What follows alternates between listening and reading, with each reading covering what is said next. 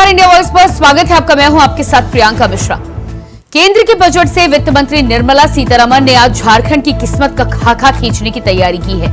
जहां झारखंड के लिए ऐलान से झारखंड में आदिवासियों के चेहरे खिले हुए हैं। केंद्र सरकार की योजनाओं से जहां राज्य के 5 करोड़ परिवार लाभान्वित होंगे, तो वहीं इस दरियादली को विधानसभा चुनाव के लिए टोकन भी माना जा रहा है। जिसके बाद बीजेपी ने बजट के सहारे चुनावी निशाना साधा है, तो वहीं महागठबंधन में अभी भी चुनाव को लेकर उदासीनता बरकरार है। मगर देखना यह है कि चुनाव की तारीख नजदीक आते आते कौन किस करवट बैठता है। तो आज इसी मुद्दे पर हम करेंगे बातचीत, लेकिन इससे पहले आप एक नजर डालिए इस रिपोर्ट पर। वित्त मंत्री निर्मला सीतारमण ने मंगलवार को मोदी सरकार 3.0 का पहला बजट पेश कर दिया।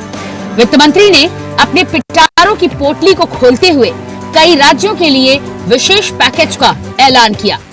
युवाओं, बेरोजगारों, किसानों के लिए भी जमकर योजनाओं की सौगात दी। इसी कड़ी में वित्त मंत्री ने झारखंड में बड़ा तोहफा दिया है। झारखंड की पुरानी रेल परियोजनाओं के विस्तार का ऐलान किया गया है, जिसके तहत कई किलोमीटर रेल लाइन के विस्तार का प्लान है।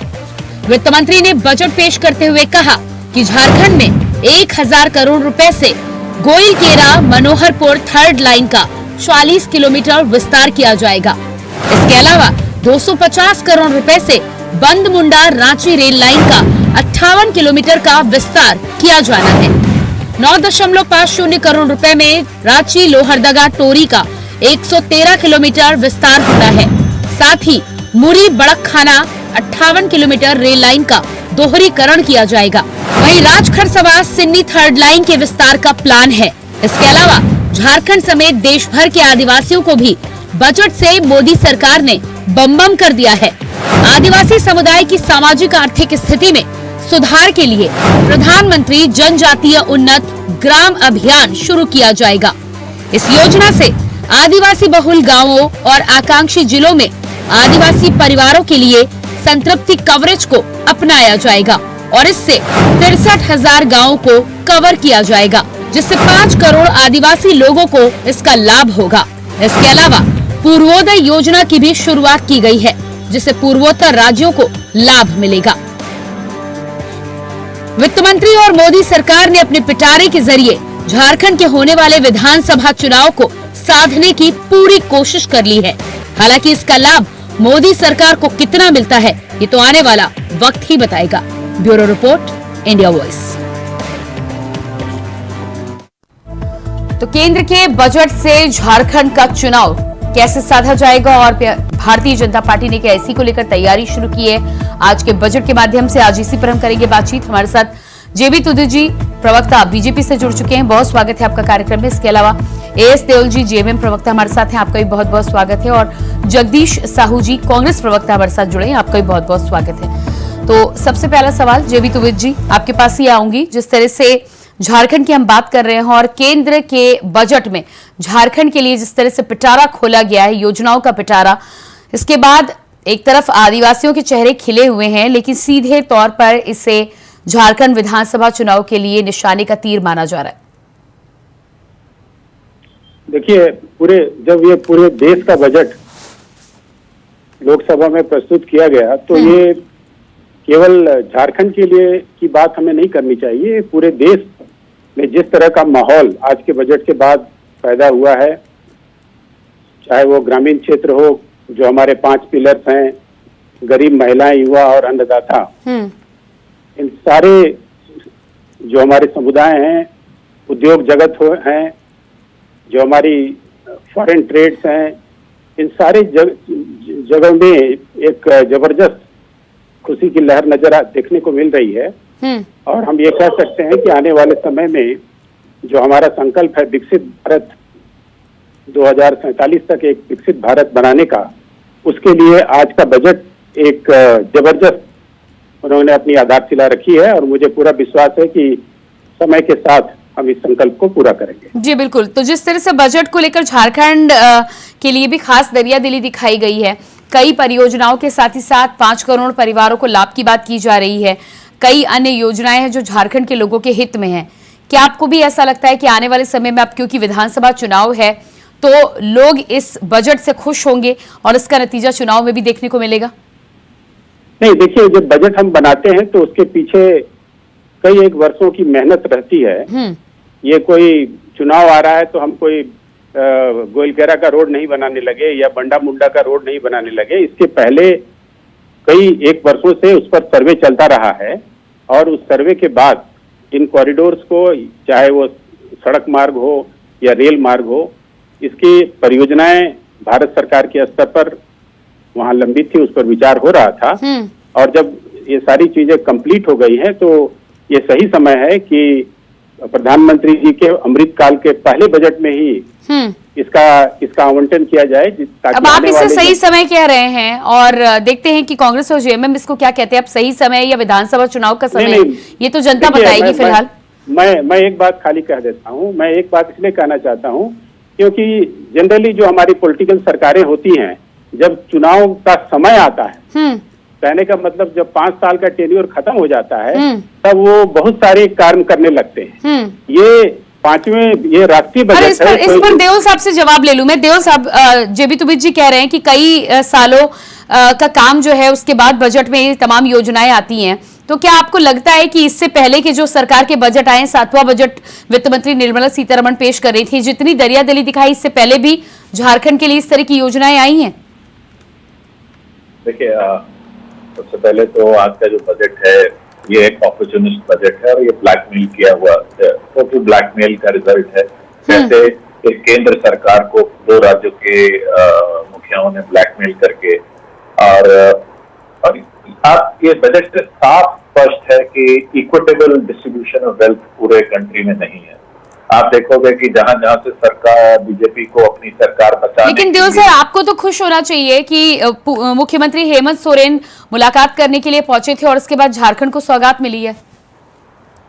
झारखंड को मैं ये सौगात नहीं मानूंगा, ये तो हमारा हक है। और जैसे जेबी तुबिद जी ने कहा कि ये आज की डिमांड थोड़ी है, पिछले 10 सालों में क्यों नहीं इन्होंने ये डिमांड पूरी कर दी, और आज क्या जब देखा कि पूरी तरह से इनका बेस खत्म हो गया झारखंड में, तब आनंद फानंद में ये, और आप खुद बोल रहे हैं कि लॉन्ग पेंडिंग डिमांड थी, तो अचानक अब लॉन्ग पेंडिंग डिमांड से अचानक झारखंड कैसे याद आ गया इनको, क्योंकि इलेक्शन 2 महीनों बाद। तो ये तो आप कंप्लीटली आप देख लीजिए ना कि आप बताइए मुझे। और सबसे बड़ी बात है, मैं प्रियंका जी आपसे पूछता हूँ कि आप जो वाहवाही कर रही हैं, आप बताइए कि झारखंड के आदिवासियों को क्या मिलेगा, क्या योजना? खाली अनाउंस कर देना, योजना का डिटेल क्या है बता दीजिए मुझे।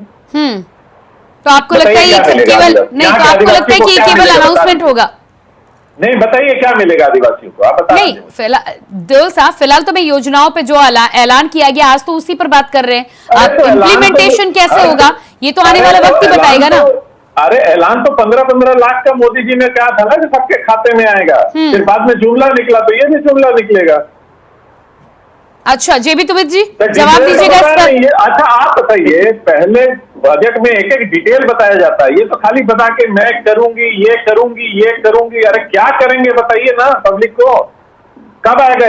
अब आप, मैं बता दे रहा हूँ, अभी इलेक्शन तक कुछ नहीं बताएंगे, एसओपी निकालेंगे ही नहीं कि क्या होगा क्या नहीं होगा। जेबी तुबिद जी जवाब दीजिएगा, उसके बाद बोलेंगे ऐसा है वैसा है। कि अब झारखंड मुक्ति मोर्चा के प्रवक्ता को जानकारी नहीं है कि झारखंड में जो जिस रेल सेक्टर पर काम हो रहा है उस पर ऑलरेडी थर्ड लाइन अभी बन रहा है। कई एक सेक्टर्स में उसमें लगभग 50% से ऊपर काम हो गए हैं। जो गोइलकेरा का सेक्टर है उस पर भी लाइन बिछ गई है और कुछ जगहों पर वो बचा हुआ है। ये सारी चीजों के, ये जो बंडा मुंडा का सेक्शन है, जमशेदपुर से रांची का जो मेन ट्रैक है उसको जोड़ने के लिए और उसके माध्यम से उड़ीसा को जोड़ने के लिए, ये सारे काम अभी पिछले कुछ वर्षों में सर्वे हुए और उसके आधार पर इनको जोड़कर ये हमारे पूरे जो रेलवे के नेटवर्क को दूर दराज के इलाकों में ले जाने के लिए और एक राष्ट्रीय नेटवर्क के साथ जोड़ने के लिए काम किया जा रहा है। अपनी बात रखिए। और इसलिए ये सब काम कॉरिडोर बन रहा है, इससे आम जन, ये इंडस्ट्रियल कॉरिडोर क्यों बन रहा है कि झारखंड के खनिज को आसानी से बाहर कैसे ले जाया जा सके। ये आम आदिवासी को इससे क्या बेनिफिट होगा मुझे बता दीजिए आप प्लीज। उसको मैं आपको रोड इंफ्रास्ट्रक्चर चाहिए, वो शहर आने के मैं लिए बताना चाहता हूँ रोड इंफ्रास्ट्रक्चर। आप ये रेलवे का बजट पे बाई कर रहे हैं, मैं आम बजट की बात कर रहा हूँ। देखिए देवल जी, बिहार में एक्सप्रेस वे मिला, जब आंध्र प्रदेश में स्पेशल पैकेज मिला, तो झारखंड तो जो सबसे ज्यादा खनिज देता है इस देश को, उसको क्यों नहीं मिला? देखिए आप एमपी जिता के क्या झारखंड की जनता ने गलती कर दी? बजट का काम के बीजेपी को इस तरह से नहीं होता है, सड़कों पर जहां पर डबल लाइन है उसको ट्रिपल किया जा रहा है कि और ज्यादा आपको ये समझना मालगाड़ी चल सके और ज्यादा खनिज जा सके। अगर इनको कुछ नहीं मिलता, पैसेंजर ट्रेन का कहीं जिक्र नहीं है, इंडस्ट्रियल कॉरिडोर है। झारखंड को कुछ नहीं मिला, जब इनको कुछ मिल गया तो अब कह रहे हैं कि ये चुनाव का मुद्दा है। अगर इनको कुछ नहीं मिलता तो ये सड़कों पर हल्ला करते रहते हैं। नहीं, वो तो अभी भी कह रहे हैं कि आम आदमी को कुछ नहीं मिला।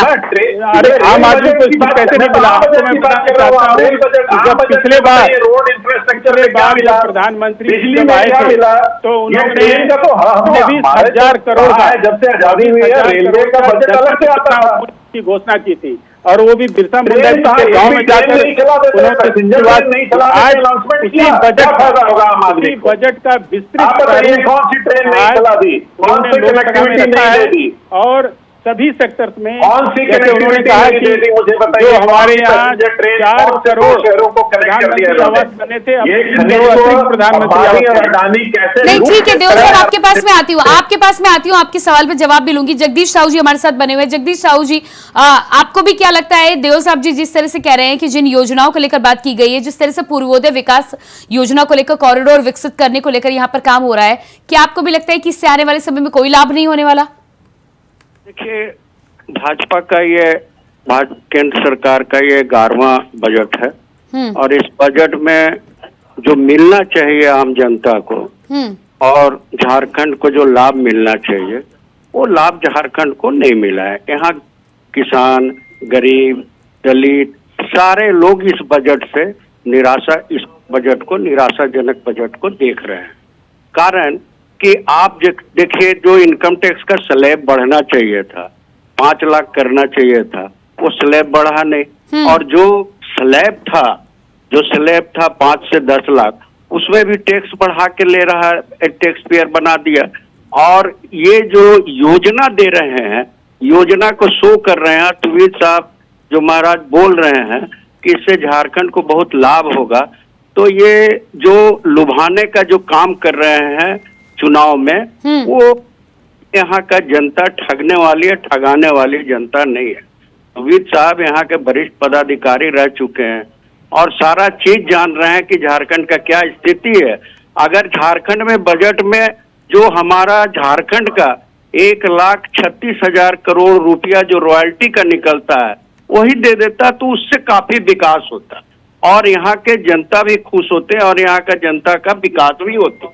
लेकिन बजट में अपना सरकार बचाने के लिए आंध्र प्रदेश और बिहार के गठबंधन से जो जुड़े हुए लोग हैं उसको फायदा देने का काम किए हैं इस बजट में। तो इसका मतलब है आपको लगता है कि पूर्वोदय विकास की जो योजना बनाई गई है, इससे आने वाले समय में कोई लाभ नहीं होने वाला है? जेबी तुविद जी, कोई लाभ नहीं। जेबी तुविद जी जवाब दीजिएगा। देखिए, झारखंड मुक्ति मोर्चा और कांग्रेस को झारखंड के विकास से कोई लेना देना नहीं, और इसलिए जब कुछ चीज दी जाती है तो उसको राजनीतिक चश्मे से देखते हैं, और जब कुछ चीज नहीं दी जाती है या नहीं मिलता है तो कहते हैं कि झारखंड के साथ सौतेला व्यवहार। नहीं, लेकिन उनका सवाल है कि इंफ्रास्ट्रक्चर का विकास तो आप कर रहे हैं, सीधे तौर पर जनता को क्या लाभ मिल रहा है? वो तो मैंने आपको कहा ना कि आप 24,000 करोड़ की जनमन योजना आदिवासी समुदाय के लिए, वैसे समुदाय जो जंगलों में रहते हैं, पहाड़ों में रहते हैं, जिनके पास अब तक जो मतलब मिनिमम सुविधा जो है, बेसिक सुविधा वो नहीं पहुंची है, उसको पूरा करने के लिए 24,000 करोड़ की जनमन योजना आदरणीय प्रधानमंत्री जी ने बिरसा मुंडा जी के गांव में जाकर उसको अनाउंस किया, और वो चुनाव के पहले किया उन्होंने। आज जब विस्तृत बजट पेश किया जा रहा है तो जनजातीय समुदाय को इन सारे चीजों पर, छोटे छोटे गांवों को मुख्य सड़कों से जोड़ना और फिर मुख्य सड़कों को बड़े सड़कों से जोड़ना, ये सारे काम इस जनमन योजना के तहत किए जाएंगे।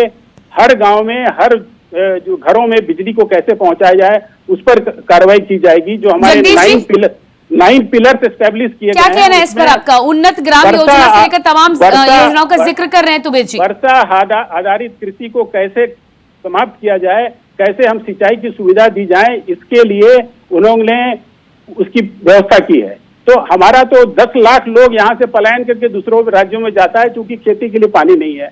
अगर इसके लिए कोई सुविधा दी जा रही है, जगदीश साहू जी जवाब दीजिएगा। तो बेसिक फिर सुविधाओं की आप बात कर रहे हैं, बेसिक सुविधा में देने की बात कर रहे हैं योजनाओं में।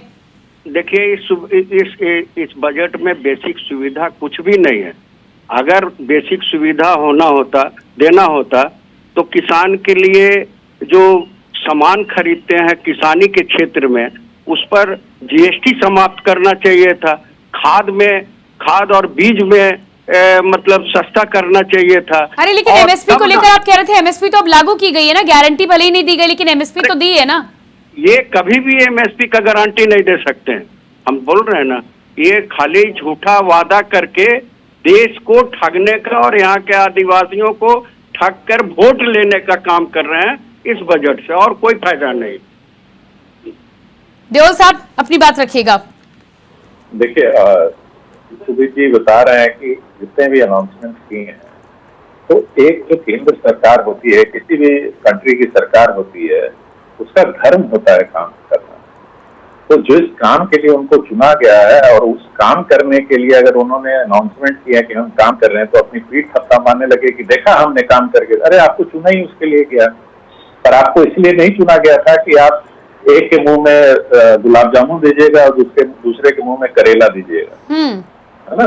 तो आपको लगता है कि झारखंड के लिए करेला चुना गया? प्रियंका जी, मेरे एक सवाल है, आपको एक अपने दिल पे हाथ रख के बोलिएगा कि आज के बजट में क्या पूरे देश में इक्विटेबल डिस्ट्रीब्यूशन ऑफ वेल्थ हुआ है? यस और नो। मैं एक चीज जानना चाहता हूँ, पक्षपात हुआ है कि नहीं? नहीं, उस पर अभी बैठकर मैं कैसे एनालिसिस कर सकती हूँ देओल साहब? अभी तो जानकारी आई है सामने, आपने कर ली क्या एनालिसिस? तो अरे पूरे बजट में बिहार और आंध्र प्रदेश छोड़ के क्या आपने किसी स्टेट का नाम सुना? अगर झारखंड के आदिवासियों पे अरे तो वो उनकी सहयोगी देओल साहब, आपको दिक्कत क्या हो रही है? तो जी जवाब दीजिएगा। मेरी बात सुन लीजिए, मेरी बात देखिए, मैं जवाब दे देता हूं। अगर यहाँ के भोले भाले आदिवासियों की अगर इनको करना था, उनकी शिक्षा पे, उनके पहली बात तो यह है कि बिहार में सबसे बड़ी समस्या क्या है? बिहार की सबसे बड़ी समस्या है फ्लड, नाम लिया, बाढ़ की सबसे बड़ी समस्या है। अगर 15,000 करोड़ रुपए कुछ नाम नहीं लिया, बाढ़ की संरचनाएं बनाई जा रही है, स्मार्ट सिटीज बना रहे थे, इसी तरह आजादी के 75 वर्षों तक हाल देख लिया बिहार की तरह उन्होंने नहीं की। बिहार में सारे लोग उन्होंने वोट दिया था बाढ़ के लिए, बाढ़ की संरचनाओं को खड़ा करने के लिए नेपाल में, वो भी बिहार के राज्य में नहीं, नेपाल में अगर बाढ़ की संरचना खड़ी की जाएगी और बिहार से अगर उसको बचाया जाएगा बाढ़ की पानी से, तो आप कितनी बड़ी आबादी को राहत देंगे। और उनका कहना है कि बिहार, अरे लेकिन देओल साहब बिहार को विशेष राज्य का दर्जा तो यूपी की सरकार भी दे देती। इंडिया गठबंधन की सरकार में अगर रहते नीतीश बाबू तो आप भी दे देते। जगदीश साहू जी से इसका जवाब मैं ले लूंगी। जगदीश साहू जी, विशेष राज्य के दर्जे की लंबे समय से मांग कर रहे थे, हालांकि विशेष राज्य का दर्जा तो नहीं, 41,000 करोड़ का पैकेज मिला है, आपके साथ होते तो क्या आप नहीं देते? देखिए सवाल है ना कि विशेष राज्य का दर्जा देने के लिए केंद्र सरकार को किसने रोका है? कभी वो गाडगिल आयोग का बहाना बना के उनका विशेष राज्य का दर्जा को खत्म कर देते हैं, कभी कुछ करते हैं, और जब स्पेशल पैकेज देने की बात होता है तो माननीय नरेंद्र मोदी जी कितना दे दे, 60,000 करोड़, 50,000 करोड़, 36,000 करोड़, अच्छा 1.25 लाख करोड़ दे दिए। उससे क्या हुआ 1.25 लाख करोड़ से दे देने का? ये बताइए कि बिहार के लोगों को स्पेशल राज्य का दर्जा देना चाहिए था, आंध्र प्रदेश को स्पेशल राज्य का दर्जा देना था। अभी तो पैसे ज्यादा दे दिए हैं तो देओल साहब को तकलीफ हो रही है, फिर विशेष राज्य का दर्जा दे देते, फिर तो आप यही कहते हैं। एक बात समझिए कि विशेष राज्य का दर्जा दे देने से आंध्र प्रदेश का कल्याण हो जाएगा क्या? आप विशेष राज्य का दर्जा किसी को नहीं दिया जा सकता है। विशेष पैकेज आज कल के संसद के सवाल में जवाब में आपने सुना होगा कि जब किसी जनता दल यू के किसी सांसद ने यह सवाल पूछा तो उनका उत्तर दे दिया गया कि आपको विशेष राज्य का दर्जा नहीं दिया जाएगा। जहां तक मुद्दे हैं, उन मुद्दों पर अगर आप पैसे ले रहे हैं तो वो बड़े आबादी की राहत दे रहा है। जैसे मैंने अभी आपको कहा, बाढ़ का उदाहरण दिया, अगर दिल्ली और कलकत्ता के बीच गया में कोई ऐसा इंडस्ट्रियल हब खड़ा किया जा रहा है तो उससे क्या पूरे देश की इकोनॉमी को और झारखंड की इकोनॉमी को कोई फायदा होगा कि नहीं होगा, ये आप हमको बताइए। दूसरी बात जो है मैं आपको कहना चाहता हूँ, अगर मैं बोलना चाहता हूँ बोध गया में देओल साहब, दुबे जी एक मिनट दीजिएगा, एक मिनट दीजिएगा, आती हूँ मैं आपके पास में। जी देओल साहब अपनी बात रखें। प्रियंका जी, आपने खुद ही मेरे सवाल का जवाब दे दिया बोलते बोलते कि बिहार को 41,000 करोड़ रुपया मिला। तो आप कंपेयर कर लीजिए झारखंड को, आप जो ये पीठ थपथपा रहे हैं 1000 से 1,500 करोड़, ठीक है। अभी ये जो बोल रहे हैं गया में कुछ बन जाए, तो पिछले 10 साल में इनको गया याद नहीं आई, जहाँ पिंडदान किया जाता है, जहाँ अपने पूर्वजों का पिंडदान करने जाते हैं। पिछले 10 साल में मोदी जी को आज क्योंकि कुर्सी बचानी है तो उनको गया याद आ गया। वो ठीक है, वो ठीक है देओल साहब, लेकिन वो करे तो भी समस्या, ना करे तो भी समस्या। ऐसा तो नहीं है कि बाढ़ इस साल आ रही है, पिछले 10 साल से बाढ़ आ रही थी, 10 साल से 75 साल से आ रही है। आपने 75 साल कोई चिंता नहीं की। अरे फिर मैं जब आपकी बात कर रहा हूँ ना, 10 साल से आप पा रहे हैं कि हमने किया, हम चिंता कर रहे हैं। आप अभी नेहरू जी के चले जाते हैं, फिर नेहरू जी पे चले गए, बिहार को डुबाया, अब आप चिंता कर रहे हैं, आप फिर नेहरू जी पे चले गए हैं। नहीं, चलिए समय ज्यादा नहीं, फाइनल कमेंट दीजिएगा। तुम्हें जी फाइनल कमेंट दीजिएगा। देखिए ठीक है देओल साहब, आती हूँ, समय बहुत ज्यादा नहीं है, फाइनल कमेंट लूंगी मैं एक बहुत ही प्रोग्रेसिव बजट है। झारखंड को अगर इसका फायदा लेना है तो इस राज्य में राजनीतिक सत्ता को परिवर्तन करना होगा और भारतीय जनता पार्टी की सरकार बनाकर इस राज्य को विकसित झारखंड के रूप में आगे बढ़ाना। बिल्कुल सही, टारगेट तो वही है आपका, टारगेट तो वही है। जगदीश साहू जी, बिल्कुल जगदीश साहू जी फाइनल कमेंट। हाँ, जेबी तुबित साहब जो बोल रहे हैं कि ये लोग जो है ना, भाजपा के लोग जो हैं वो अडानी और अंबानी को यहाँ जमीन देने के लिए विकास की बात करते हैं, क्योंकि एसपीटी और सीएनटी एक्ट में रघुवर दास की सरकार ने बदलाव करने का प्रयास किया था और यहाँ का आदिवासियों का सुरक्षा कवच है सीएनटी और एसपीटी एक्ट, और ये लोग पूरे जमीन को अडानी और अंबानी को देकर विकास करने की बात करती है, जो यहाँ की जनता कभी नहीं जगदीश साहू जी, महागठबंधन की सरकार में भी ऐसा नहीं है कि आपने कोई योजना पास नहीं की थी और आपने अडानी और अंबानी को जमीन नहीं दी थी। जेएमएम से देओल साहब जी फाइनल कमेंट दीजिएगा।